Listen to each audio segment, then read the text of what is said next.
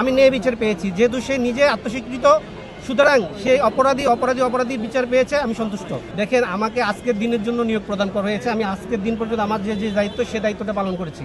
আগামীতে কি হবে বাংলাদেশ সরকার এবং আসামি পক্ষ জানে, এই বিষয়ে আমি কিছু জানি না।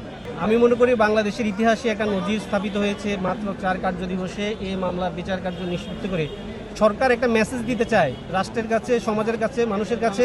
সেটা হচ্ছে অপরাধী অপরাধ করে পার পাবে না, এবং এদের নৃশংস কোনো ঘটনা যেন পুনরাবৃত্তি এই দেশে না ঘটে, সেজন্য এই মামলার বিচার কি একটি নজির হয়ে থাকবে এবং সবার জন্য একটা শিক্ষণীয় অ্যাওয়ারনেস সৃষ্টি হবে।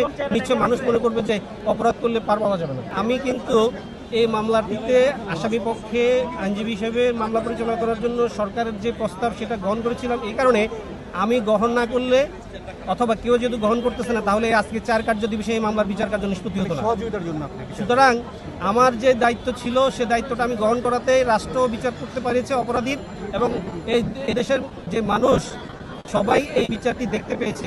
যদি আমি নিযুক্ত না হতাম, অথবা রাষ্ট্র যদি কোনো আইনজীবী নিযুক্ত না করতে পারতো, এই অল্প সময়ের মধ্যে এই ধরনের একটি দুর্ধর্ষ ঘটনার, এদেশের মর্মান্তিক ঘটনার বিচার কাজ নিষ্পত্তি হতো না। সে যেহেতু দর্শন কাজে অংশগ্রহণ করে নেই, সেজন্য আমি চেয়েছি। কিন্তু বিজ্ঞ আদালতের রায়ে বিজ্ঞ আদালত বলেছেন, সে এই লম্বা সময় যে অপরাধটা সংঘটিত হয়েছে, সে চাইলে এটা প্রতিরোধ করতে পারতো, প্রতিবাদ করতে পারতো। যেহেতু সে প্রতিরোধ করে নাই, প্রতিবাদ করেনি, সেহেতু সেই অপরাধ কাজে নিজেকে জেনে শুনেই সহযোগিতা করেছে। বিধায় বিজ্ঞ আদালত সমাজে এটা একটা দৃষ্টান্ত স্থাপন করতে চায় যে অপরাধের সহযোগীও অপরাধের দায় থেকে মুক্তি পাবে না।